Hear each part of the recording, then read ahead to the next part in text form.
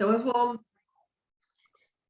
eu vou começar fazendo, já que a Ana, a única que conseguiu vir semana passada foi a Ana, né? Não eu, a outra.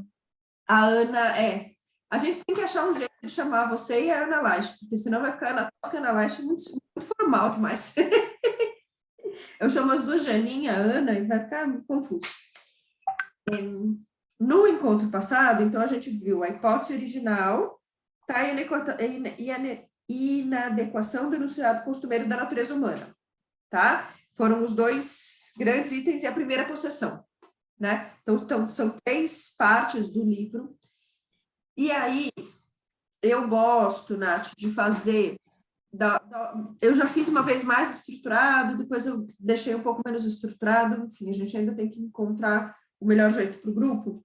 Eu gosto de trazer um pouco o autor, porque, assim, a teoria do autor fala muito com quem ele é, né? A experiência dele. Então, vamos contar um pouquinho quem é o Winnicott, tá? O Winnicott é um pediatra. E você tem filho? Não. Não. Tá. Em geral, tá? A realidade mais frequente, especialmente porque ele está na década de 50, quem leva a criança para o pediatra é a mãe. Então, ele é uma pessoa que se relacionava no consultório dele com bebês. Tá? Essa é a realidade dele. Depois, ele vai estudar a psicanálise.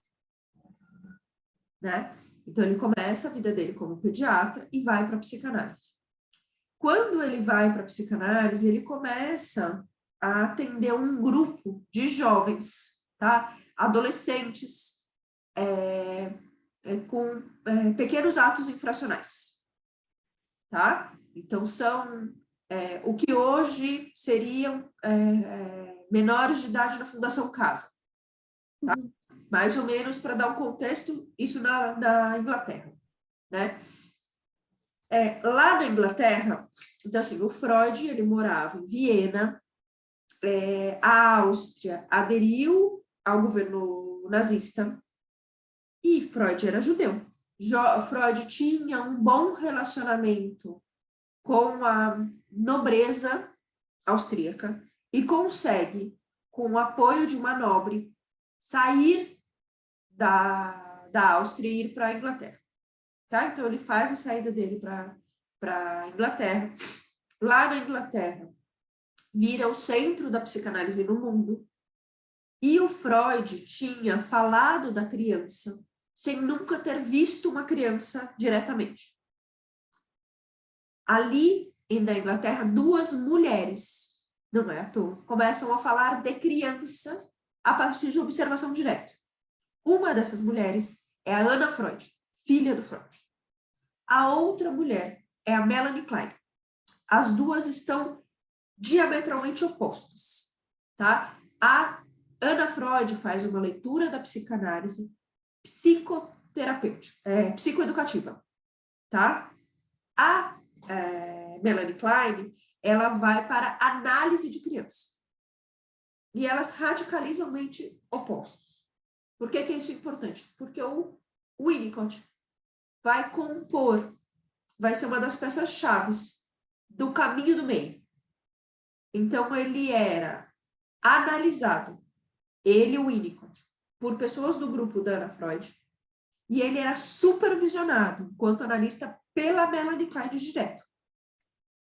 Ele incorpora na tese dele esses 2 movimentos. Ele vai dizer, nem tanto lá, nem tanto cá. Tem coisas da Melanie Klein que ele refuta categoricamente. Por exemplo, a ideia que a Melanie Klein tem, eu falei Anna Freud, né? Então, assim, a teoria dele está mais do lado de uma análise, né? Então, ele vem mais para esse lado da Melanie Klein nesse sentido, mas ele refuta, por exemplo, categoricamente, a ideia de que nós nascemos com pulsão de morte. Ele vai dizer que é uma falha do ambiente, né? que faz com que a gente tenha esse desenvolvimento, tá? Então, só para ir colocando algumas coisas em cena. Mas a visão geral dele é mais da análise de criança, não tanto quanto a Ana Freud, mas a Ana Freud tem uma pegada mais educativa, do bom desenvolvimento, né?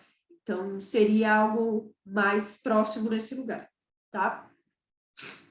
Quando ele está atendendo essas crianças que cometeram pequenos atos infracionais, né? Em psicologia e psicanálise, psiquiatria, não existe diagnóstico, tá? Existe diagnóstico diferencial. O que significa isso?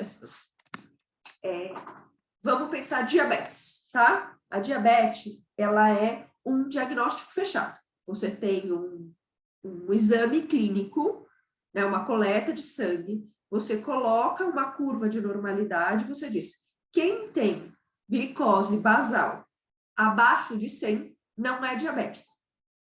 Quem tem acima de 110 é diabético. Quem está entre 100 e 110 é pré-diabético. Isso é um diagnóstico da medicina, tá? Como funcionam os diagnósticos do campo psíquico? Eu tenho uma pessoa que apresenta uma tristeza profunda, tá? E aí eu vou fazer uma diferenciação. Isso é uma tristeza normal ou é depressão? É sempre diferencial. Eu tenho uma pessoa que procrastina. Isso é ansiedade, isso é depressão. Isso é só desorganização comum do nosso tempo, né? Então, a psicologia, a psicanálise vai sempre trabalhar com diagnóstico diferencial. Isto ou aquilo. Normal ou patológico, patológico, duas doenças diferentes, mas é sempre por diferenciação, tá? Esse é o nosso modelo de saúde dentro do campo psíquico. A psicanálise, ela tinha 3 grandes quadros do que é patológico: neurose, psicose e perversão. São os 3 grandes quadros, embaixo deles tem como é que é o nome? As especificidades. Então, neurose obsessiva compulsiva, perversão sadomasoquista, né? Mas os 3 grandes grupos são esses, né? O que caracteriza um neurótico dentro desse conceito? O neurótico é alguém que sabe a regra e não consegue flexibilizar. Tem uma rigidez em relação à regra que a realidade não se impõe. Então, por exemplo, e eu brinco isso com o contexto nacional, porque acho que às vezes ajuda. Na Alemanha, eu morei um tempo na Alemanha, você ia, né? Porque dizem que eles melhoraram. Você ia em pleno inverno, 2 horas da manhã, 25 graus negativos, rua vazia, linha reta, o farol para pedestres fechado. Eles não atravessam. Aí você pergunta, mas por que vocês não atravessam? Ah, porque pode vir a polícia. Não, dá para olhar de um lado e dá para olhar do outro. Não tem como vir a polícia. E você não vê. Né? Eles não conseguem quebrar a regra. Eles ficam ali, sem crítica em relação à regra. Né? Eles não entendem, por exemplo, que a regra tem a questão de segurança. Não, tem a regra, tem que cumprir. Isso é um neurótico. O neurótico para o Freud e para muitos da psicanálise é a pessoa normal, comum, não normal, né? Todos nós, em algum nível, se não somos perversos e psicóticos, somos neuróticos. Então, a base neurose é a quase saúde, é o mais perto da saúde, tá? O psicótico, ponto oposto do neurótico, ele não sabe a regra. Ele não cumpre a regra, não é porque ele tem alguma questão, ele simplesmente não reconhece a regra. Ele desconhece. Ela não existe. Ele não internalizou a cultura, tá? O que é o perverso? O perverso é um pouco a dinâmica brasileira. Então, assim, eu sei qual que é a regra, não quero cumprir a regra, eu não luto contra a regra, para a mudança da regra. Eu simplesmente descumpro a regra. Eu sei qual é a regra. E se você me perguntar, eu falo que não. É o jeitinho. brasileiro. Isto é a perversão, via de regra, tá? Então, vamos pensar assim, eu sei que tem que usar máscara, não quero usar máscara, aí eu não uso, e se alguém pergunta, não, eu tava de máscara. É um pouco isso, né? Um pouco esse jeitinho do perverso. O que o Winnicott vai ver nesse diagnóstico diferencial? Que tem um grupo que não é nem lá nem cá. Ele não é nem neurótico nem perverso. Não é nem neurótico nem psicótico. Não é nem psicótico nem perverso, né? Ele é o que o Winnicott vai cunhar de fronteiriço, ou borderline. Então, acho que vocês já devem ter ouvido essa nomenclatura. O borderline é a pessoa de fronteira. Ele tem traços psicóticos e traços neuróticos. Traços psicóticos, traços perversos. Ele está sempre na fronteira entre dois, tá? Então, ele está na linha entre um e outro. É isso que ele está olhando e cunhando. E aí ele vem com esse texto. Por que eu estou contando tudo isso? Porque na primeira parte, ele vai falar justamente de fronteira. Então, eu vou pegar só um pedacinho para vocês olharem, que é assim, ó. Deixa eu ver se eu acho o trecho que eu quero mostrar como isso se apresenta na obra dele, tá? Não, é aqui, na primeira parte, que a gente falou bastante.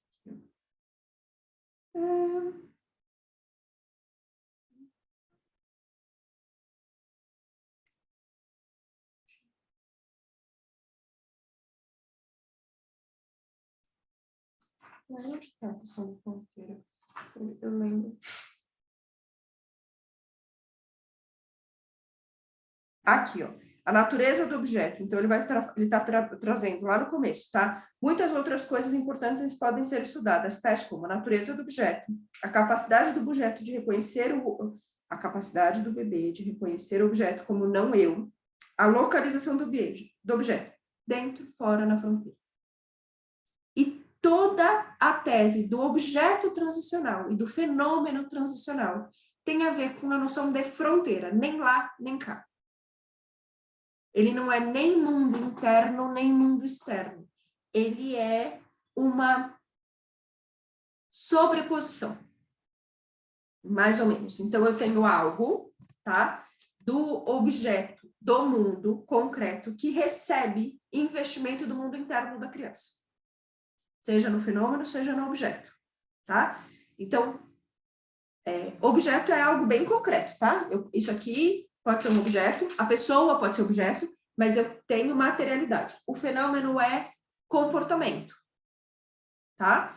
Então, por exemplo, eu, quando era criança, eu tinha um fenômeno transicional, que era fazer isso aqui, ó, com a ponta do dedo, num tecido, em geral, etiqueta de roupa, tá? Isso é um fenômeno transicional.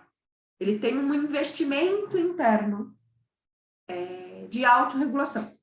Esse movimento que eu fazia quando eu era criança, tá? Algumas pessoas tiveram boneco, ursinho, paninho, isso é o objeto, tá?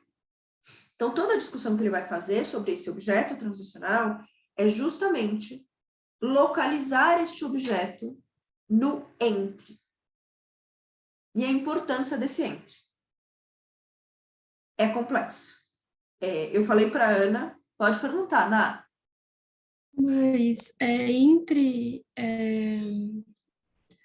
a neurose, a psicose e a perversão? Não, interno. Não. Isso é que eu entendi no texto, que é entre... Então, entre mundo interno e mundo externo, mas eu estou trazendo a bagagem dele, porque ele já é uma pessoa que está no seu caminhar pensando no entre. A narrativa do entre é algo importantíssimo para entender o Winnicott.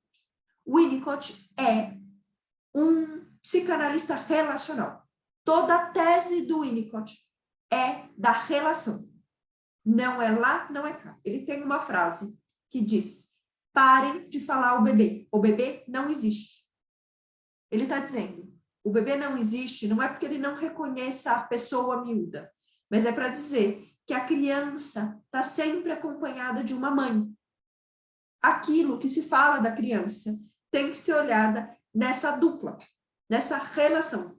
Toda a tese winnicottiana se dá no entre, na relação, no que acontece entre a mãe e o bebê, no que acontece entre o bebê e o objeto transicional, entre o mundo interno e o mundo externo, porque ele parte, na sua análise, da relação, da fronteira. Ele vai entender.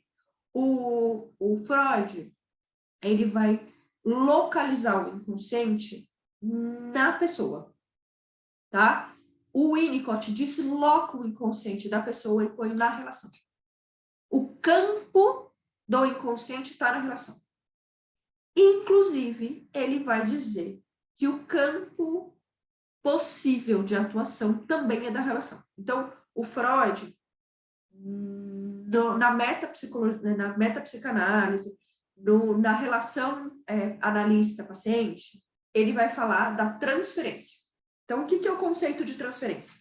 É assim, ó, você viveu alguma coisa, bem freudiano, tá? Você viveu alguma coisa muito importante na fase dos 5 anos, momento da superação ou não do Édipo, tá? Bem freudiano, tô fazendo assim, tipo caricatura, né? E aí, você vem para análise. Esse momento teu na tua infância foi crucial para o seu desenvolvimento. Aí você vem para análise, tá? Da sua relação comigo, analista, você deposita em mim, você projeta em mim os seus sentimentos em relação à sua mãe, tá? Então, eu viro depositária dos seus afetos. Você transfere para mim a sua vivência. Essa é a tese freudiana de modo do Schur, tá? É muito mais complexo do que isso. O que o Winnicott vai falar?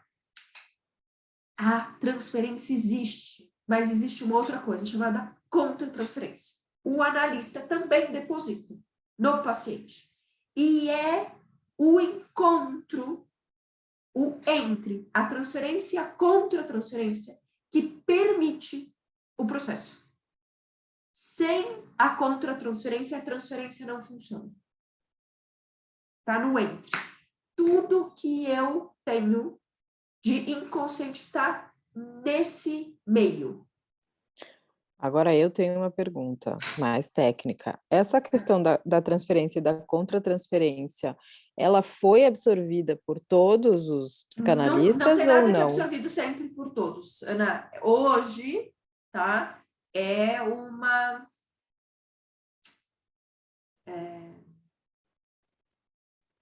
uma tese aceita pela maioria. Tá. Não é pela totalidade. Ainda existem analistas freudianos. Tá? Então, assim, tem gente que foi para a corrente da cultura, por exemplo. Então, se você vai pegar o analista social, não é o clínico, ele nem entra nesse campo da contra-transferência. Entendeu? Quem vai trabalhar mais no campo da psicologia social, né? Por exemplo, tá? O pessoal que veio da psicologia de grupo, Bion, Pichon, eu esqueci o outro, gente, e tá aqui do lado. O Pichon, Rivière e o Blecher, tá? Que são psicanalistas mais da parte de grupo, social e tal. Eles vão fazer uma leitura da Melanie Klein. Então, o tanto que eles dão conta da contra-transferência, para mim, às vezes, é menos do que o Winnicott. A Melanie Klein não tem contra-transferência, tá? O Winnicott coloca, e muito por causa da Ana Freud. Agora, esse grupo, ele aceita, mas não é a mesma intensidade. Assim, não tem uma... Porque para o Winnicott, só para deixar bem elucidado, elas são de igual monta. Não tem uma que é mais, outra menos. Ela é assim, todo o setting terapêutico criado pelo Freud permitiu que as mulheres histéricas se comportassem de um jeito. Se o setting terapêutico, se o imaginário que se construi em volta do setting terapêutico fosse outro, a resposta teria sido outra. Essa é a tese do Winnicott. Está na relação. Então, tudo depende da dupla, não do indivíduo. É que eu acho impressionante, assim, porque tendo vivido diversos processos de análise, não importa a linha do terapeuta, do analista, me parece que está na relação de fato, assim, para mim não há Então, dúvida. por exemplo, olha um que não reconhece isso, Lacan. Eu gosto, mas Lacan eu tenho só preguiça. tem a transferência, não tem a contra-transferência. Ele não está implicado. Ele não está implicado no processo. O Lacan não reconhece. O que o Lacan reconhece com muito mais força do que o Winnicott é a força da cultura. Então, a cultura para o Lacan, que se apresenta pela linguagem, tem uma força gigantesca na constituição da subjetividade, né? Mas ele não coloca a relação paciente analisando no mesmo lugar, de jeito nenhum. Ele, naquelas fórmulas malucas, que eu nunca decoro as fórmulas do Lacan e tal, o lugar do analista é a relação top-10 idealizada. Algo que eu acho muito ruim. Na minha concepção, ele e a psicanálise a partir dele se colocam num lugar de mais do que suposto saber, sabe? É a única relação verdadeiramente curativa. Acho uma bosta essa ideia. Mas, meu Deus, como assim a única relação Ele curativa coloca. é da observação? Da análise. Entendi. A origem de todos os problemas é a relação familiar. Freud e Lacan continua, Winnicott também pensa isso, né? A família é a base de toda a confusão. Esse é um ponto, né? Mas tanto Freud quanto o Lacan, que aprofundou essa discussão do Freud, a única relação que pode resolver o imbróglio da superação ou não superação do Édipo é a relação analítica. Entendi. O Winnicott, inclusive, vai dizer, olha, tem até uma outra coisa chamada psicologia breve. Não é o único modelo. O que importa é a relação e como essa relação vai se dar. O Bowlby, que não é psicanálise mais, tá? Tem gente que fala que o Bowlby é psicanalista, ele não é psicanalista, ele rompeu com a psicanálise. O Bowlby, ele vai dizer qualquer relação com vínculo seguro. Né? A base das nossas relações é dada pela infância, mas a possibilidade está na vinculação. Então, são modelos diferentes. Dentro de... O Winnicott e o Bowlby foram muito próximos, eles trocaram muito, né? Eles viviam os dois na Inglaterra, e eles falavam sobre vínculo. Então, tem uma aproximação bem interessante, mas com algumas diferenças que eu também gosto. Né? Então, em algum momento, a minha proposta é que a gente olhe como o Winnicott vê a mesma coisa como que o Bowlby vê a mesma coisa que a gente está vendo no Winnicott. No Winnicott. Podemos avançar um pouquinho no texto de hoje? Podemos, eu fiquei só com uma dúvida, né? Você deu o seu relato aí da sua infância, né? Do fenômeno transicional. E aí eu fiquei pensando, isso, assim, aqui no texto eu li, né, que às vezes a criança não tem, né, o objeto transicional, o objeto pode ser a própria mãe, por exemplo. Sim. Mas fiquei com essa questão. É possível transferir para o resto da vida esse fenômeno transicional? Então, é possível que você ficasse fazendo isso na etiqueta sempre para aliviar a sua angústia? Então, o que ele vai dizer, tá? O desenvolvimento saudável, eu acho que até na próxima parte que a gente vai ler. O desenvolvimento saudável, tá? Eu tenho uma relação. Ele vai colocar, então assim, a primeira coisa para a gente olhar. E aí eu vou fazer uma ponte com o Freud para ajudar a Nath, que não estava aqui quando a gente leu Freud.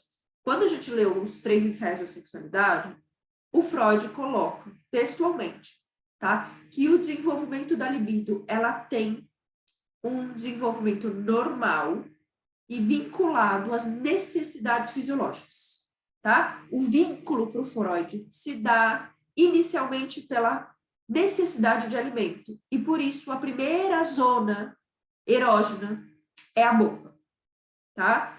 Como o caminho normal do corpo é eu como, depois eu evacuo, tá? Então a próxima zona erógena vai ser ânus, mais ou menos em torno dos 2 anos. A estimulação dessa zona pela limpeza, né, vai gerar uma percepção das genitálias. É a terceira zona, tá? E a quarta zona, que não é a mesma, não é uma quarta zona, mas é a quarta etapa, é a de não automanipulação, mas a de interação com o outro, chave e fechadura. Tá? Então, o Freud tem uma visão chave-fechadura. Desenvolvimento normal para Freud é: eu tenho uma genitália masculina que se estimula, se excita e acopla com uma genitália feminina. Isso é o desenvolvimento normal. Qualquer coisa que fuja disso, qualquer prazer acentuado em outro lugar para o Freud é perverso. Tá? Então, por exemplo, uma pessoa que sente prazer com o sexo oral, majoritariamente, o que mais sente prazer, perverso.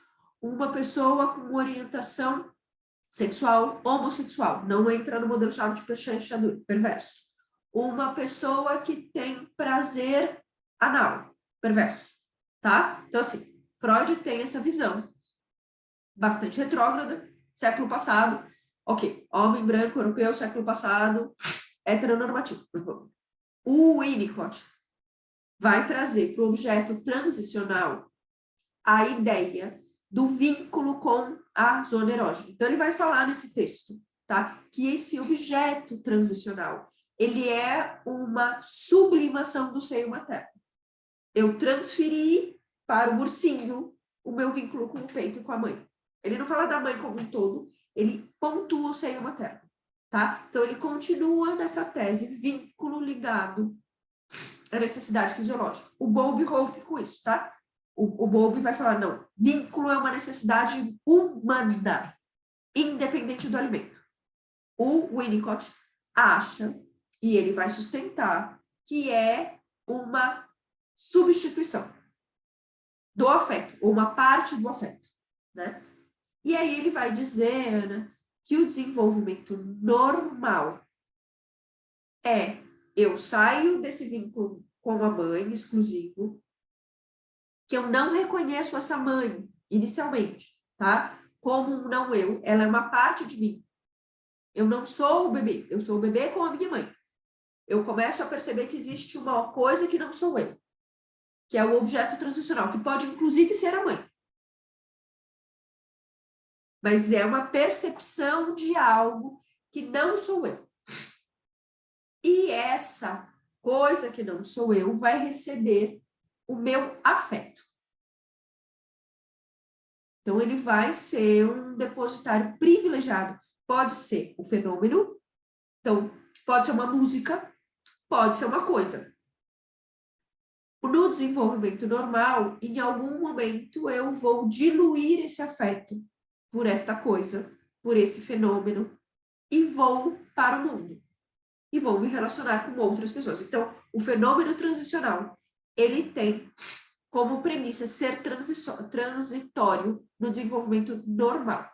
Então, eu amo meu ursinho, eu preciso do meu ursinho. Com 10 anos, o meu ursinho já não é mais significativo. Não quer dizer que eu esqueci o quanto ele me foi importante, mas eu não dependo mais dele para, por exemplo, me acalmar e dormir. Eu não preciso levá-lo para fora de casa sem que eu me desorganize. Eu não preciso mais ouvir aquela música para conseguir me acalmar. A Julie chegou. Entende? Então, esse é o que ele vai chamar de normal. E tudo que está no campo do normal aponta, em psicologia e psicanálise, para patológico, porque a gente faz diagnóstico diferencial. Então, normal é o apego em alguma fase da vida. É continuar apegado. Tá vendo como esse princípio está posto em quase tudo da psicologia? A gente vai ter essa ideia de normal e patológico, tá? O tempo todo a gente vai ter essa perspectiva, né? Só quando a gente for, se é que a gente vai, para leitores, para autores que vão falar do movimento antimanicomial. O resto, normal e patológico, faz parte do repertório. Tem sempre essa perspectiva. Quem tem, muito interessante, que não tem essa noção de normal e patológico? Foucault. Foucault não tem a ideia de normal e patológico. Por quê? Ele foi aluno do Canguien, que justamente vai discutir essa questão do normal e patológico. E é uma pessoa extremamente interessante, mas o Foucault não tem até tem. Sobre corpos dóceis, por exemplo. O texto Corpos Dóceis do Foucault fala muito sobre criança, mais sobre como a gente interage com a criança do que a criança em si, né? Mas você vê que eu vou fazendo essas... A Nath está chegando aqui e ela já está assustada com a bagunça que eu faço. Não liga não, Nath. Não se preocupa que todo mundo está meio perdido. Assim, eu sou acelerada, mas a gente volta 1000 vezes.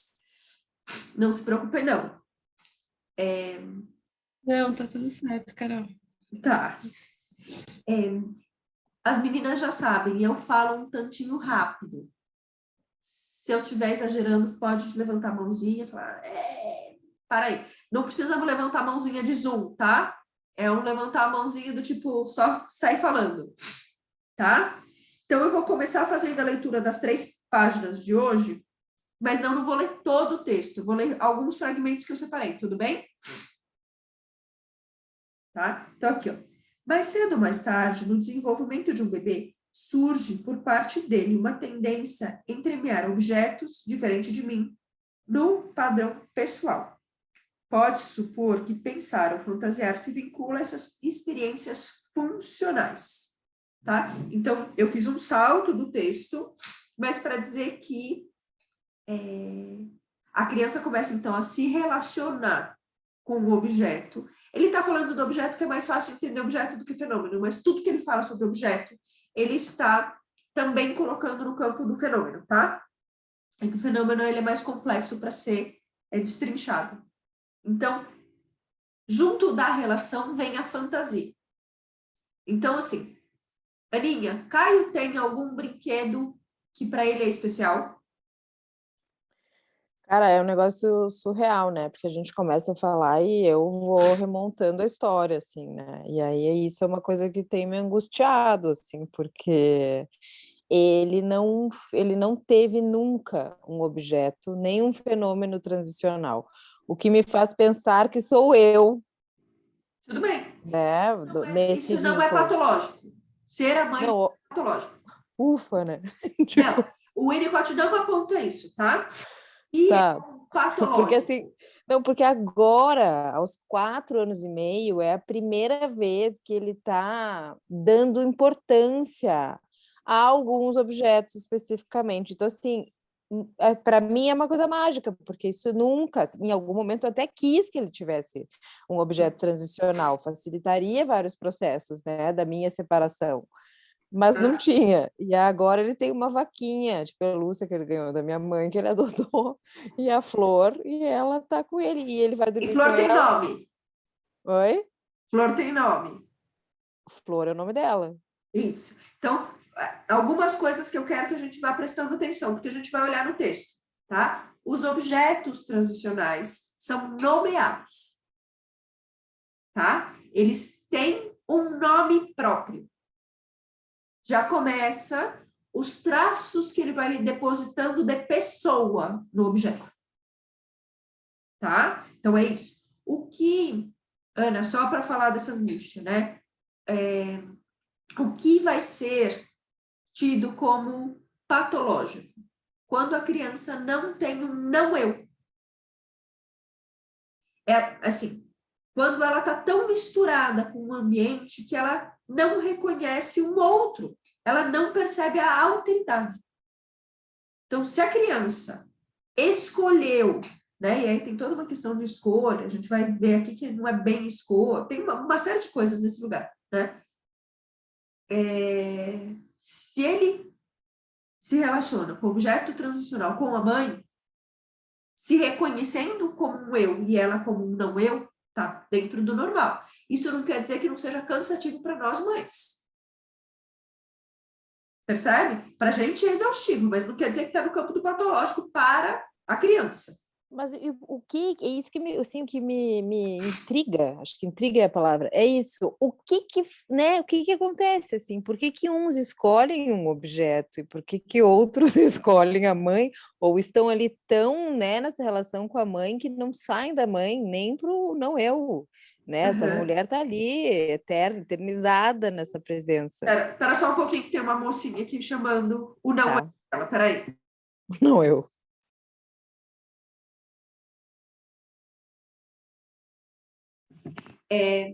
Ana, ele vai dizer que essa é uma pergunta falsa ou sem sentido, sabe?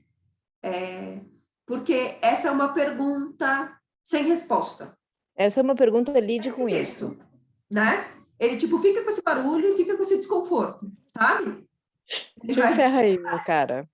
mais ou menos isso, né? Ele vai dar uma ele vai dar uma cutucada nesse lugar, né? Não tem uma explicação concreta do que faz uma pessoa investir em um objeto e uma que não vai investir, né? Está na relação, está no campo, entende? Está no ambiente. Não tem, assim, ele não se preocupa em responder essa pergunta. Tá? Mas vamos prestando algumas atenções. O Winnicott perdeu um pouquinho do meu amor hoje. Ju, a tua pequena tem algum objeto? Tem. Ela foi mudando muito os objetos, assim. Ela foi. Tá. Uma hora era um gatinho, outra hora era não sei o quê, outra hora era não sei o que lá. Uhum. Ela nunca teve. Mas ela demorou um pouco para ter isso, assim. Não foi de pequenininha, ela não dava muita bola para os bichinhos que estavam ali do lado dela enquanto ela dormia, quando ela era bem bebê, né? Uhum. Mas me chamava muita atenção que quando ela mamava, Uhum.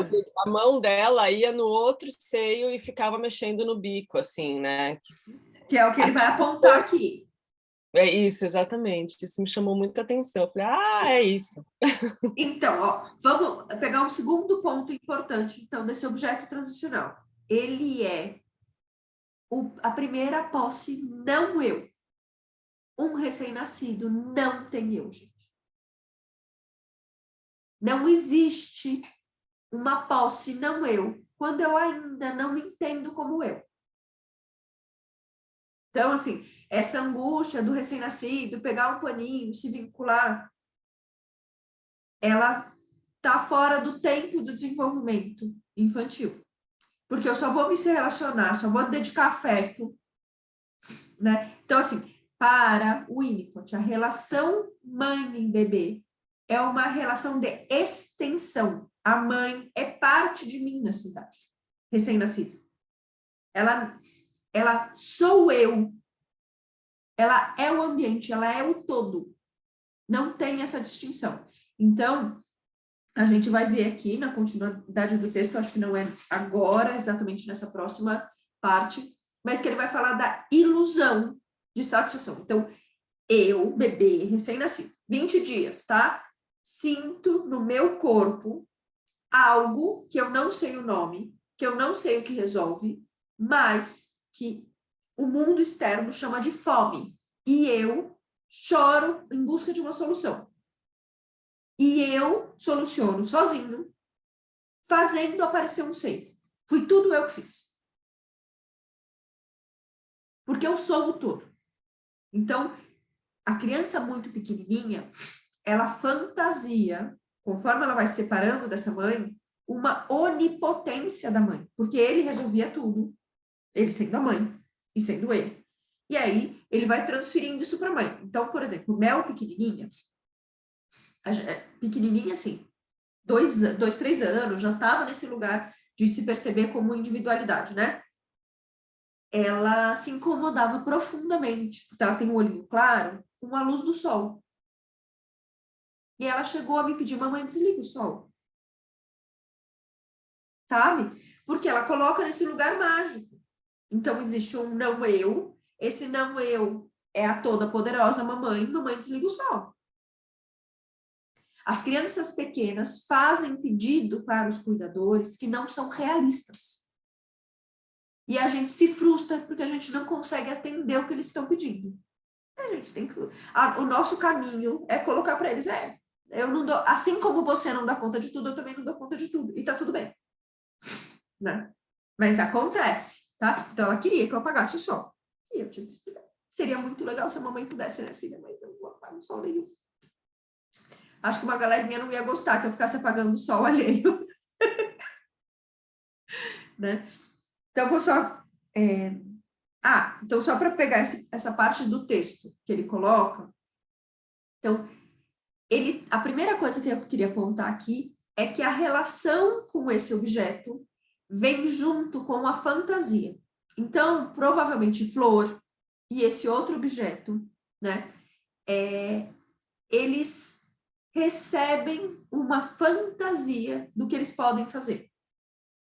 Então, ela deve andar, apesar de ser um bichinho de pelúcia, ela deve mugir, apesar de ser uma vaquinha de brinquedo, né? Ele fantasia, ele anima esse objeto. Vem junto com esse objeto a fantasia. Isso é importante para a gente entender essa tese.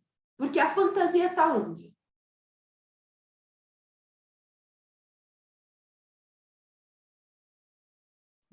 Teoricamente dentro, mas fora também, mas está nesse campo. Então, a fantasia eu posso dizer que está dentro. O objeto está fora. O objeto transicional, ele está nesse entre. Eu deposito a minha fantasia no objeto. Então, assim, eu tenho aqui uma sobreposição dos dois mundos. Tudo bem? Então, fantasia é algo que está dentro da minha cabeça, né? O objeto está fora de mim, ele está no mundo concreto, né? Essa junção que faz com que ele seja tão especial está aqui, tá? No encontro dos dois mundos. Ó, pode surgir alguma coisa ou algum fenômeno que para o bebê se torna vitalmente importante para seu uso no momento de dormir. Talvez um objeto macio ou outro tipo de objeto tenha sido encontrado e usado pelo bebê, tornando-se aquilo que estou chamando de objeto transicional. A necessidade de um objeto específico ou de um padrão de comportamento começou em data muito primitiva, pode reaparecer numa idade posterior, quando a privação ameaça. Tá? Então, aqui ele está falando das qualidades desse objeto, tá? Então, aqui ele fala isso, né, sobre a ameaça da deprivação. Seria o que isso? Assim, eu entendo, eu vou procurar a explicação no dicionário, se tem algum outro sentido psicanalítico, mas é a de separação, tá?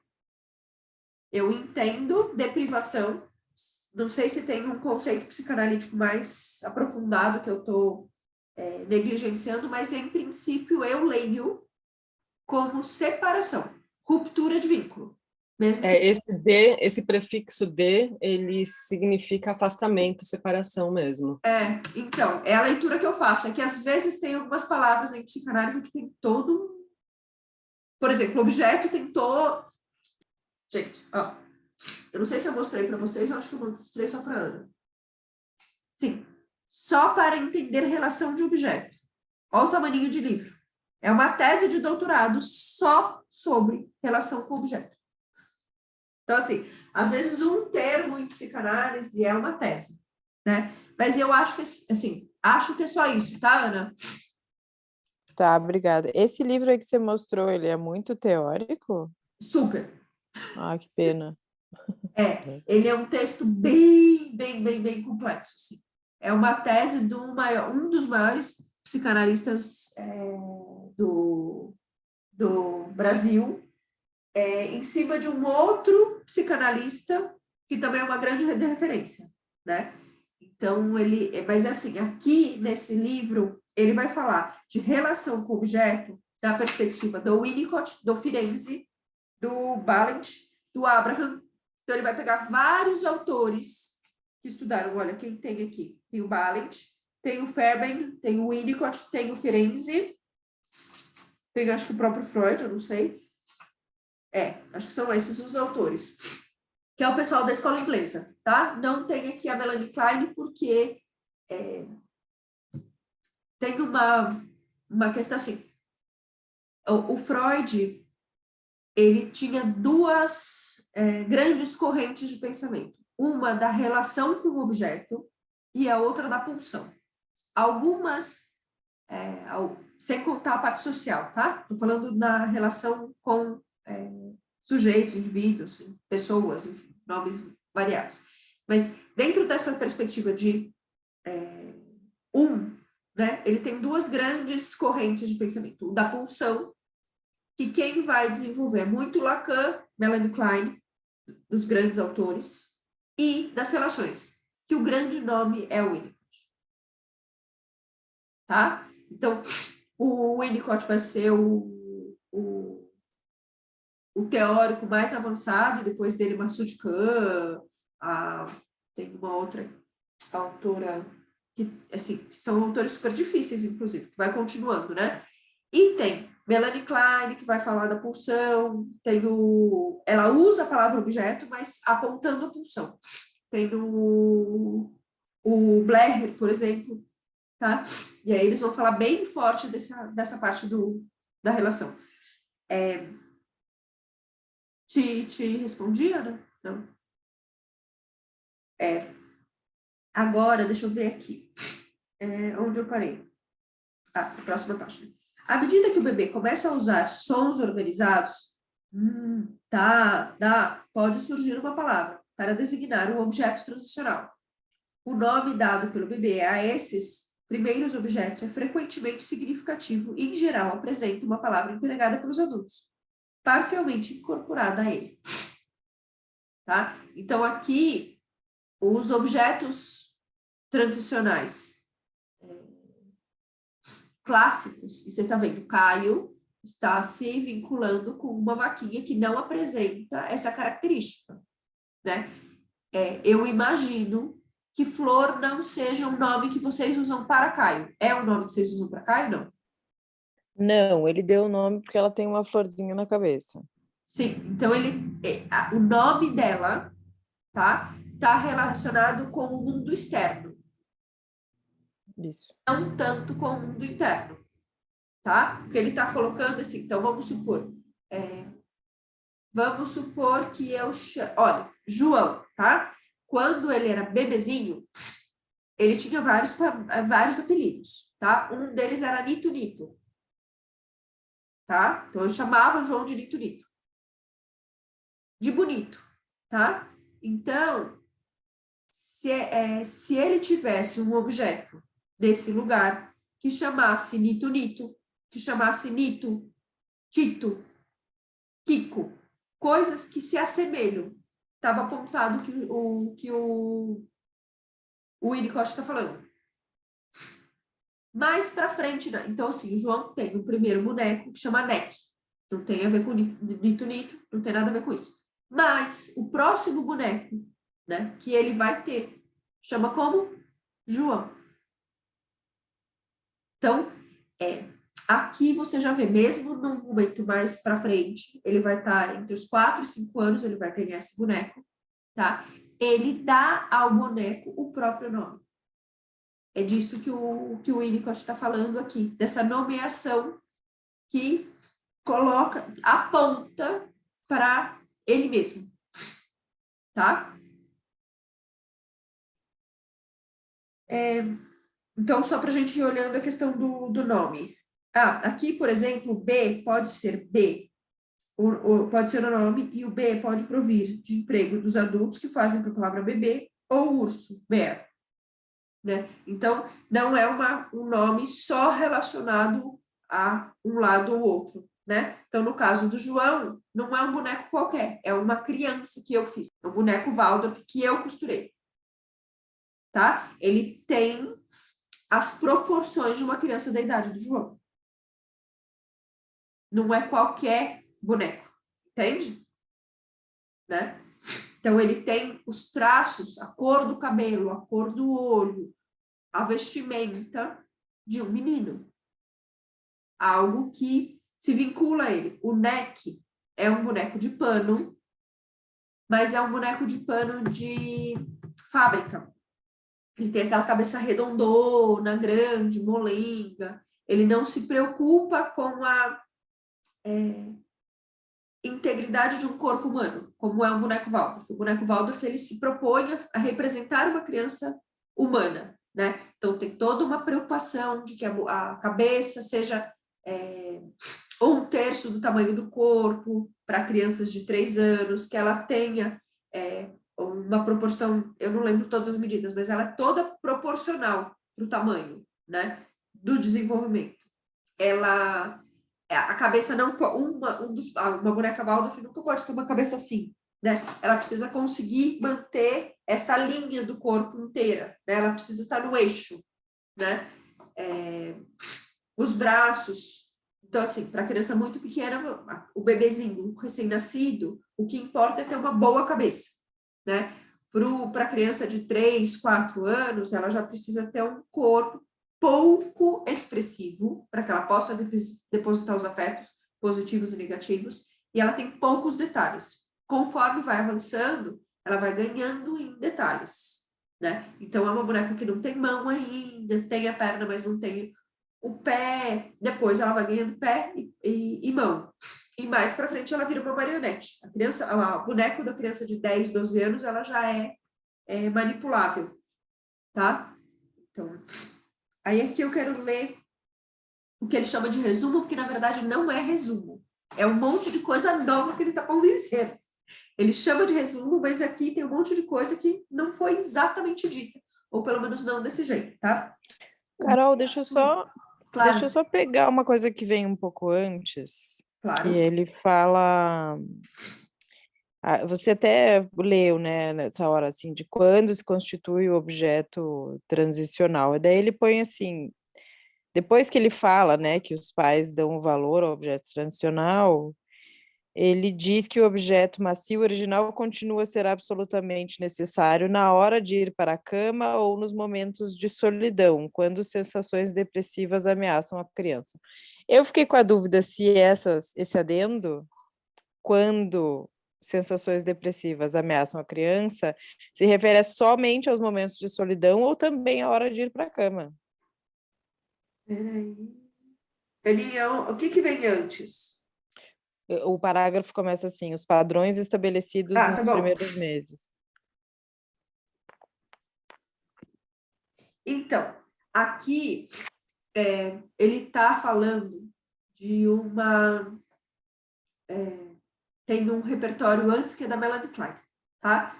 Então, a Melanie Klein, ela vai falar sobre posições.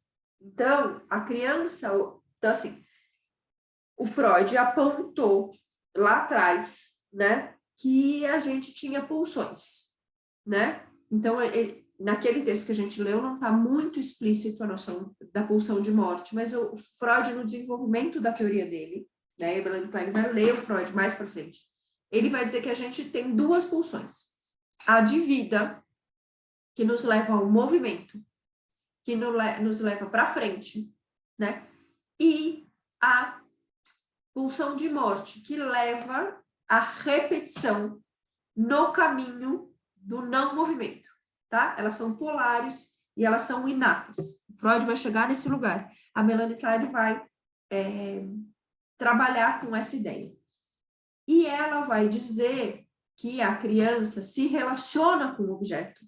Por isso que tem, né, as pessoas falam que ela é da relação com o objeto, mas ela está falando de pulsão. A tese dela é de pulsão, não é de relação com o objeto. Ela vai dizer que a relação com o objeto, ela pode ser, inicialmente ela chama de destrutiva, mas ela usa um outro nome, que não é destrutivo.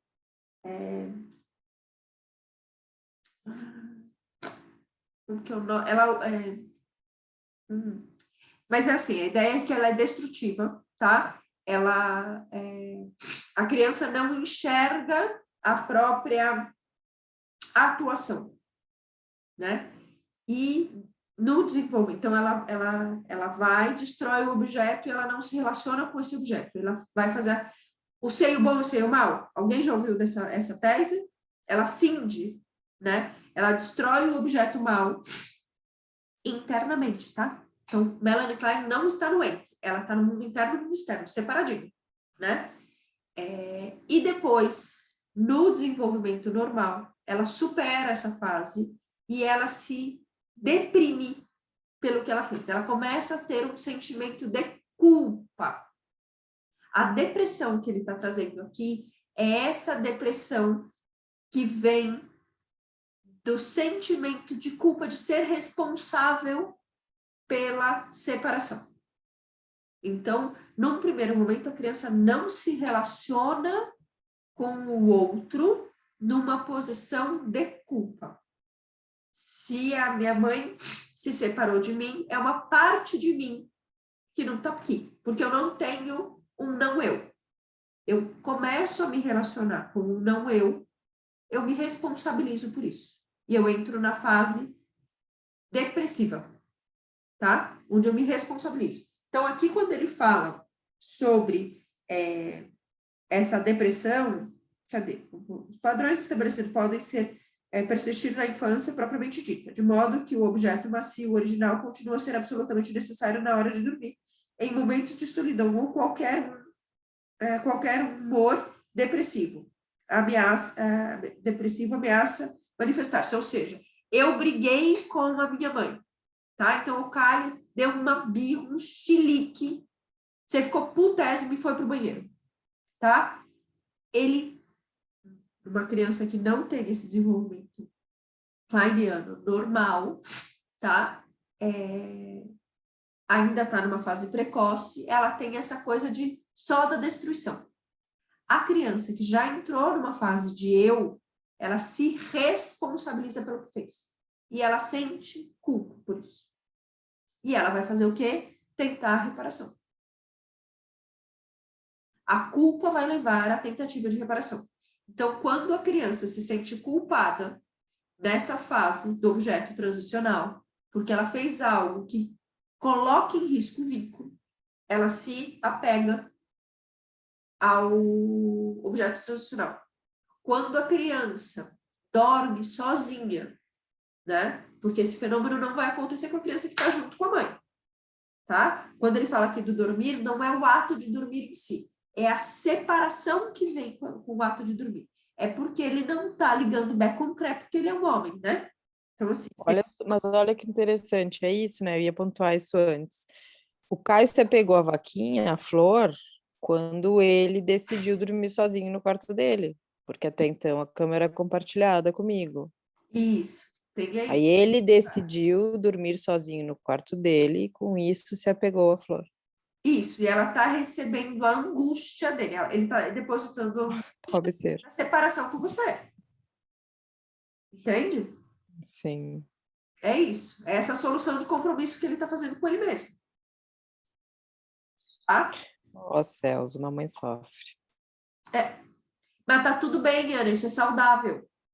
Eu sei, mas é difícil assim para mim quando ele, por exemplo, pede para dormir comigo e eu me coloco no lugar de sustentar a própria decisão dele de fazer a transição, né, de etapa. Então assim, ele tá doente, eu mesma trago ele para cá, sabe? Mas se ele tá bem, ele tá saudável, ele só tem saudade, eu conduzo a situação para que ele permaneça no quarto e eu coloco ele para dormir no quarto dele, não sem sofrimento materno.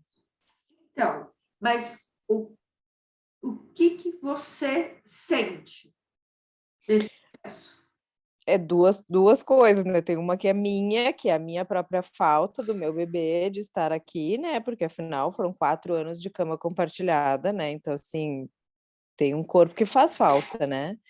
E a outra é isso, assim, eu me sinto às vezes um pouco algoz, porque é que eu me coloco neste lugar de não permitir o retorno, sabe? Outro dia ele me perguntou, mas mãe, eu nunca mais vou poder dormir com você. Eu falei, sim, filho, você vai poder dormir sempre que você quiser.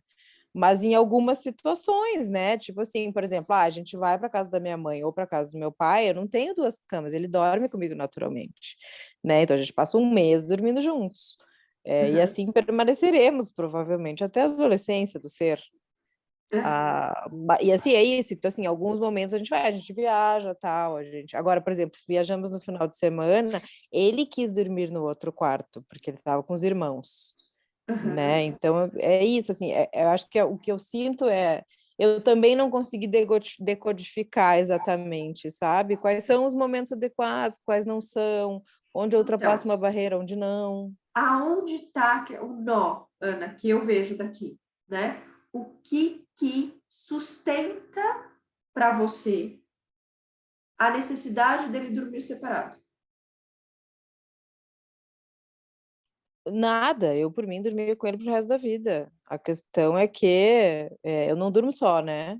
Eu tenho um marido que me pentelha a vida desde sempre, que essa criança não esteja em cama compartilhada comigo, né? E veja só, é comigo a cama compartilhada, ela não é conosco, né? Então, assim, é uma decisão que foi minha, por conta do vínculo, por conta da amamentação, e que eu sustentei até o momento em que o Caio quis fazer a separação, porque outros 2 processos eu conduzi.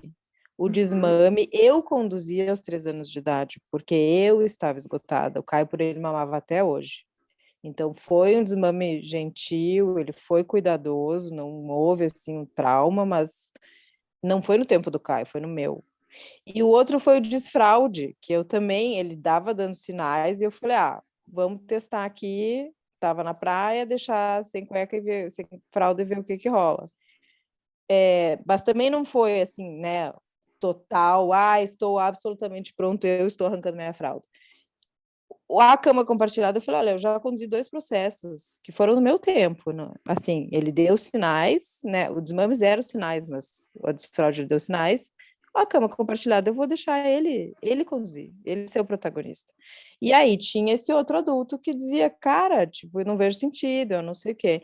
Então, quando o Caio faz o movimento, eu digo, pronto, ok, agora estamos todos, né, equilibrados aqui. Mas eu, por mim, confesso, o Emerson que ia morar em outro lugar e eu dormia com o carro essa vida. Então, a questão você está sendo convidada a sustentar algo Que não é meu. que é seu. O problema está aqui. Então, é assim, Caio precisa de um adulto que faça essa condução. E essa decisão é de Emerson. O problema está aqui. Entende? Então, assim, quem precisa conduzir este processo não está disposto a conduzir, só está disposto a cagar regra para outra pessoa fazer. Então, você vê, e eu sempre, esse era o meu discurso que eu dizia para o Emerson, eu dizia, se você sentir essa necessidade tão suprema, você conduza, porque eu estou confortável nesse lugar, e meu filho também está confortável nesse lugar, isso para a gente está colocado como uma forma de viver, assim, não é uma questão, né, é prazeroso para mim, é prazeroso para o Caio, e não me importa nem o que a sociedade venha me dizer, nós estamos bem aqui, isso é o nosso pequeno núcleo. Se você não está confortável, você conduza. Se você não conduzir, eu vou esperar pelo Caio. E foi o que aconteceu. Ele não conduziu, ele também fez uma escolha, né? Então, é um pouco isso. É fácil colocar na mão do outro fazer aquilo que eu quero, né? E quando, Ana, a gente está conduzindo, né? Não por autonomia, né? Então, assim, não foi você que, por autogoverno, decidiu isso precisa sair, né? Caio teve esse movimento do lado dele, mas a autonomia de uma criança pequena, ela é claudicante, ela oscila, né? Porque ela tem que viver entre o desejo de ter o próprio espaço e o desejo de estar perto da mãe. Ele ainda não tem a interesse de eu quero isso e ponto, né? Ele precisa de um adulto que esteja nesse lugar. E isso você não decidiu por si, foi um outro que decidiu, e esse outro não sustenta, porque é fácil decidir sem o ônus, fico só com o bônus. A decisão implica, a decisão genuína que eu sustento implica, eu sei qual que é o bônus, eu sei qual que é o ônus, e neste momento eu vou nessa direção. Então, assim, por exemplo, eu conduzi os meus filhos para saírem da minha cama. Eu não durmo com pessoas se mexendo. Assim, para mim, o Ricardo se mexendo me atrapalha o sono. E Ricardo dorme muito menos, com muito menos movimento do que João e Mel. Eles viravam que nem batedeirinha, assim, né? Para mim, aquilo era não dormir. Chegou um determinado momento, assim, Mel já estava com 2 anos e pouco. Cara, eu tava um bagaço de gente. Eu não quero mais criança na minha cama. Não quero. Foi assim, absolutamente, eu sei que vai dar trabalho, eu sei, mas eu não dou mais conta. Eu vou acabar afogando um dos dois na piscina. Sabe? Então, assim, não dou mais conta. Eu tô ficando, assim, eu corro o risco de ser uma pessoa violenta a partir daqui, porque a minha exaustão está tremenda. E aí eu banquei o ônus da separação, né? Você está sendo convidada a ficar com o ônus e o Everson com o bônus. Sim, o ônus tem o E não bônus. funciona. Mas esse é o resumo da minha vida desde que cai no céu. Este é o resumo do patriarcado, meu amor. Né? Não é tu, é todas nós, amada. O que a gente está escolhendo? Ana, qual que é a nossa autonomia? Eu não quero aguentar mais essa pessoa me agredindo, física ou verbalmente. Eu não aguento mais essa violência psicológica em cima da minha cabeça. Estou fazendo algo que eu não quero, porque a violência que me atravessa é maior. E eu tô a fim de dar um basta nessa violência. Eu não aguento mais uma pessoa dizendo que eu sou maluca, que eu sou apegada, que eu sou isso, que eu sou aquilo, que eu não me separo dessa criança, que eu tô fazendo uma criança ficar... Entendeu? Não é por aí. Gente, não é por aí. Esse discurso de desapego tem um lugar social que é muito confortável para o homem. Então, ele quer fazer, então por que ele não vira a figura de apego? Por que ele não se oferece como objeto transicional para entrar no lugar da mãe? Não está disposto. Não está disposto. Por que ele não vai para o quarto do Caio fazer cama compartilhada com o Caio para que o Caio se sinta seguro com outra pessoa? Não quer. Não quer. Nath, eu sou assim, tá? Eu tenho posições firmes e eu coloco algumas coisas. É isso, entendeu? Agora, isso estraga a criança? Não estraga, gente. Se cama compartilhada estragasse alguém, casais não dormiam na mesma cama. Entende? Então, assim, vamos olhar. Troca Caio, põe Emerson. Troca João, põe Ricardo. Eles dormem com a gente. Eles estão estragados? Acho que um pouco, mas não é porque eles tiveram cama compartilhada. Mas é que a questão que pega não é isso, né? A questão que pega é justamente o lugar, né? O meu lugar que está sendo ocupado por este outro que tomou a minha mulher, não é? E toda a atenção dela, e todo o tesão dela, todo o investimento dela libidinal não está mais em mim. Eu, ser o todo-poderoso, o homem branco, heterossexual, maravilhoso, entendeu? Está no outro, que é o pequeno homem branco, heterossexual possivelmente, que está ali recebendo tudo dela e vai tomar o meu lugar como um grande dragão. É isso. Aí eu tô ouvindo vocês com a história das crianças, né? Tipo, eu não tenho filho, mas eu tô voltando muito para a infância, assim, sabe? Tipo, tentando. E eu não tenho muita memória de infância, eu não sei por quê. É uma coisa que eu falo muito nas minhas sessões de terapia. Tipo, eu queria lembrar dessa pessoa que tem mais memórias pré-10 anos, e é muito difícil para mim lembrar. Eu lembro de cenas, e agora, porque eu tô me esforçando, eu acho que tá vindo algumas coisas, à tona algumas coisas. E me veio, com toda a conversa e a leitura, me veio à tona talvez um vestígio do que foi essa minha etapa, assim. E é tão fato essa coisa da solidão da mulher, eu acho que esse fato, que minha mãe, eu suponho aqui numa memória que eu tive de que meu objeto transicional foi a minha avó.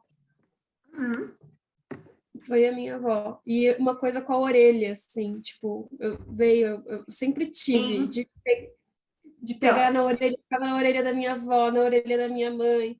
Em algum momento, Isso é uma memória que eu tenho muito viva e eu nunca soube por quê. E aí agora, eu acho que essa conversa que talvez começou a responder, eu comecei a usar a minha própria orelha. E aí eu comecei a fazer uma marquinha assim na orelha, bem aqui no lóbulo, de tanto ficar assim, sabe? Eu não sei por que que eu mudei da orelha da minha avó para minha própria orelha. Isso eu não sei. Responde aí, cara. Tem, assim, então, assim, ó, aqui você está apontando um fenômeno com um objeto, tá? Então, aqui eu a dupla completa, né? Assim, porque eu tenho uma avó que é portadora de uma orelha, mas eu tenho um comportamento em relação a essa orelha. Fenômeno, tá? Então, assim, pensando dentro do que o Winnicott pensa, né? Eu estou investindo nesse fenômeno um lugar que me traz a tranquilidade em relação à separação. Para o Winnicott, tá? E aí eu contei num grupo lá do coletivo, que para mim não é só a angústia da separação, tá? Então, assim, o Winnicott, ele vai dizer que a angústia que leva aos fenômenos transicionais e ao objeto transicional é a angústia de separação. Então, a criança vai se separar da mãe e ela, na hora de dormir, ela pega a flor, né, para dar conta de dormir sozinha, né? O movimento aqui também é para me acalmar, para eu aguentar o tranco de dormir. Eu, Carol, gosto muito de olhar a teoria a partir da minha realidade. E as meninas sabem, então assim, eu fui uma criança abusada, tá? Então eu vivi o abuso sexual na infância, né? Minha mãe me colocava, eu desculpa, assim, eu acessei, a gente vai, assim, as nossas memórias, às vezes a gente não acessa porque é protetivo, tá? Às vezes a gente é bom, a gente não lembra de toda coisa. Mas eu, nesse processo de cuidar do abuso, eu lembrei que a minha mãe fazia a entrega. A minha mãe me preparava para o abuso, né? Então, minha mãe me vestia com uma camisola de seda de oncinha. Então, o meu movimento de fazer assim em etiqueta vinha da manipulação que eu fazia dessa camisola antes do abuso, quando eu já sabia que o abuso ia acontecer, porque eu estava sendo preparada para a entrega. E aí, eu levei para etiquetas de roupa esse mesmo comportamento. Não tem a ver com angústia de separação. Tem a ver com angústia de antecipação à violência. Então, é assim. Então, eu faço a minha crítica ao Winnicott, reconhecendo o que ele coloca e colocando em cena coisas que ele não colocou. Então, não é só angústia de separação. Tem outras angústias que podem ser aplacadas com objetos transicionais, com fenômenos transicionais, né? Então, ele vai dizer, se o Winnicott estivesse aqui do outro lado, ele vai dizer, com certeza você faz isso para dar conta de separar da sua mãe e da sua avó. Então, você transferiu da sua mãe para sua avó e da sua avó para você mesmo. Resposta do Winnicott, resposta da Carol, porque tinha alguma angústia. Qual? Não dá para a gente colocar aqui de forma simplista, sabe? É algo que aplaca a tua angústia. Que angústia é essa? Precisa investigar, né? E a partir dessa investigação a gente pode superar ou não esse comportamento. E eu não acho que é um problema, sabe? A ser superado, né? Então, assim, esse é um tipo de comportamento que o mundo social mais ou menos aceita, tá? Mas tem um comportamento que o mundo é bastante cruel, chupar dedo. Tem algumas pessoas adultas que chupam dedo a vida toda. E isto é um fenômeno transicional. Por que raios esta pessoa tem que parar? Ela não está agredindo ninguém. Ninguém. Ela está no movimento dela com o próprio corpo. E isso evita que ela se desorganize psiquicamente. Por que raios ela tem que parar? Quem foi o imbecil eu sei quem foi, mas quem, assim, um dos, Freud é um deles, que diz que eu tenho que parar de chupar dedo. Assim, que mal eu estou fazendo por assim, pensa, para mim, o que eu preciso conduzir é aquilo que é do campo ético-moral. O que me defrega? A pessoa está chupando o dedo. Se ela está calma, tranquila e não está agredindo ninguém fazendo isso. Por que é tão importante para mim eu controlar esse comportamento? Assim, para mim é um pouco bizarro. Ah, porque esse é um comportamento infantil. Foda-se! A gente é um bando de criança com um corpinho de adulto, gente. Sabe? Se você é uma criança respeitosa, tá tudo bem, entendeu? O que você não pode ser é uma criança violenta, uma criança, né? Esse a gente precisa conduzir. Bater no coleguinha não pode, entendeu? Agredir o coleguinha que chupa o dedo não pode. Você que tem que ser conduzido, meu amor. Você que é violento. O outro não tá quietinho no canto dele. Só se regulando.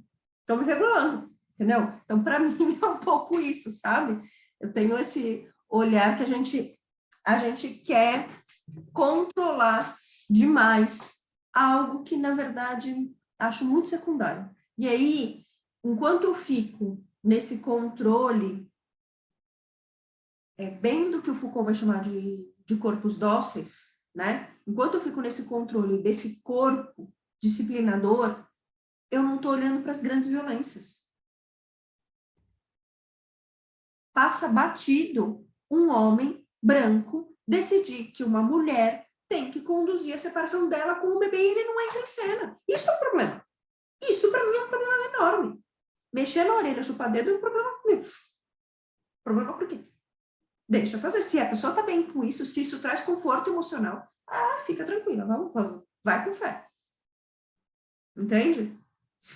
Mas são olhares. Isso é a verdade? Não, mas é assim que eu penso. Entende? Então, assim, eu falo do meu lugar, bastante acalorada, né? Mas é só o meu ponto de vista. É só uma perspectiva. Entendeu? Posso ler mais um tiquinho? Só para a gente tentar chegar até o ponto desse texto aqui. O objeto é afetuosamente acariciado, bem como excitadamente amado e mutilado. Então, esse objeto, ele vai receber agressão também, tá? E não tem nenhum problema nisso. Ele nunca deve mudar, a menos que seja mudado pelo bebê. Então, por exemplo, se fala muito em lavar o seu objeto. Esse objeto não deve ser nesse lugar, tá? Em geral, não se lava objeto transicional. Ou mudar roupa, é a criança que faz, tá? Deve sobreviver ao amor instintual, ao ódio também, à agressividade pura, e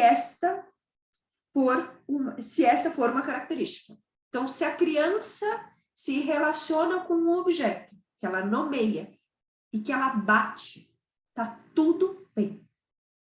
Sabe? Então, tem uma galerinha de educação parental que está falando de uma pesquisa nova, gente, que criança não pode bater em almofada.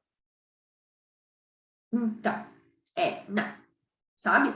Se a criança está colocando isso no comportamento e ela se relaciona, ela tem uma almofada do lugar que ela tem e aquela almofada vai receber a raiva dela, tá tudo bem.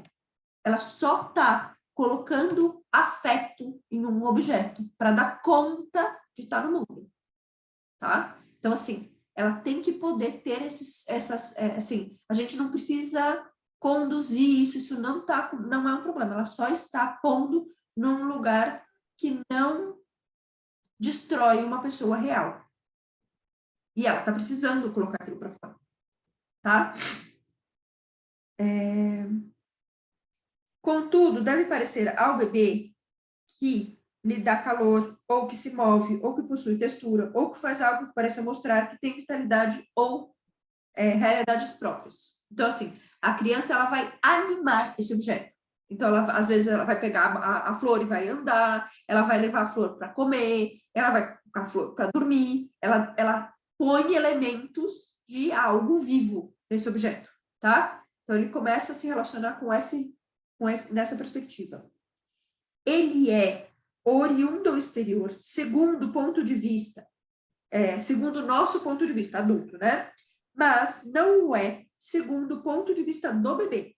Tampouco provém de dentro. Não é uma alucinação. Seu destino é permitir que seja gradativamente descatequizado, ou seja, perder afeto, tá? A descataxia é você liberar os afetos, né? De maneira que, com o curso dos anos, se torne não tanto esquecido, mas relegado ao limbo. Com isso, quero dizer que, na saúde, o objeto transicional não vai para dentro. Tampouco o sentimento a seu respeito necessariamente sofre repressão. Não é esquecido, não é pranteado, perde o significado. E isso se deve ao fato de que os fenômenos transicionais se tornam difusos, se espalham por todo o território intermediário entre a realidade psíquica interna e o mundo externo, tal como percebido por duas pessoas em comum. Isso por todo o campo cultural. Então, aqui, veja, da perspectiva de normal e patológico, o normal é eu, na fase adulta, não mais chupadeiro. Perdeu esse lugar, tá? Então, tem algumas coisas aqui para a gente pensar sobre o que isso implica na cultura. Porque vem um lugar, então, se isto é patológico, eu tenho que corrigir. Eu tenho que disciplinar esse corpo, tá? Então, essa é uma das minhas críticas a esse pedaço do texto que a gente lê, né? Porque eu não posso performar algo que está no campo do não normal. Tudo bem? Mas ele vai dizer, então, não é esperado que aos 18 anos Caio ainda goste de flor. Não, ele pode até ainda ter, ela pode ainda estar lá no quarto, mas ele não vai dormir junto, não vai abraçar, não vai pôr para comer, não é esperado que ele faça isso. Tá? Eu tenho uma das minhas melhores amigas, que o objeto transicional dela é um travesseiro. Ela vai para o motel e leva o travesseiro. O mesmo travesseiro. Oi? O mesmo travesseiro O mesmo travesseiro. O mesmo travesseiro. Tá? Para o Winnicott, isso é um problema. Tá? Para mim, sim. É ela que tem que, assim, como ela se sente levando. O quanto isso implica na relação dela. Né? O julgamento que ela vivencia quando ela leva. Esse é o único problema. Se o outro que está com ela não julga, o problema não está em lugar nenhum. Porque ela só está pegando uma coisa que é para ela é importante, está lá na bolsa, ela já vai sair para balada, ela leva na bolsa dela e na hora de dormir ela tira e põe o travesseirinho. É só isso. Não faz mal para ninguém. Entende? Não acho que ela é uma pessoa maluca, né? Só acho que ela se acostumou, ela criou um hábito em cima desse travesseiro e leva para a vida. Tá tudo bem. Ela precisa se organizar para sair e levar, né? Quando ela não leva, ela tem uma noite de sono ruim. Mas nada. Entende? Ela não sai batendo em ninguém porque ela tá sem o travesseirinho. Ela não sai agredindo. Ela pode decidir, sem o meu travesseiro eu durmo mal, então eu não quero dormir fora de casa porque eu esqueci meu travesseiro em casa. Ou hoje eu não me organizei para levar. Ou ela tem que ter uma bolsa que sempre possa levar esse travesseiro. É a vida dela com ela mesma que tá aqui, entende? Então, assim, precisamos parar para pensar o que significa ser normal. E o que é o anormal ou patológico, nessa perspectiva, tá? Mas a gente vai olhando isso com calma. Para a semana que vem, a gente não tem encontro, a gente tem 15 dias, tá? O que eu penso? Assim, a continuação do texto, vocês vão ver coisas muito interessantes dessa tese, porque essa tese é, assim, eu tenho as minhas críticas, mas eu acho ela muito bonita, tá? Essa ideia de estar no campo do entre é uma das coisas mais maravilhosas do Winnicott. Depois, ele vai, a gente tem uma parte do simbolismo do objeto, e ele vai trazer um exemplo, tá? Clínico de dois irmãos. Deixa eu ver se a gente... É um pouquinho mais do que a gente costuma ver, mas eu acho ruim a gente ler o caso clínico no meio. Então, eu pensei em a gente ir até o final do caso. Pode ser? Então, seria...